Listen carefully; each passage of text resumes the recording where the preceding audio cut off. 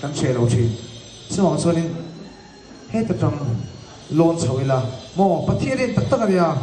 ka soi thina ke pomo ka soi ti chho to dio ai khawan chho tran i mase hi lo she ve le kun ka du pathian hian mi in noi ong reng tu te min tu mi no ni he le ni ho sak na hi hey kan ui ful ho te ta ni ti mi lo ke ma ni mi shit te ta ni he le ho sak nei min pe kan share lo chin sawang sonin he ta tang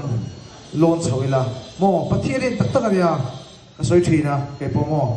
ka soi ti chho to dio ai khawan chho tran i mase hi lo she ve le kun ka du pathian hian mi in noi ong reng tu te min tu mi no ni he le ni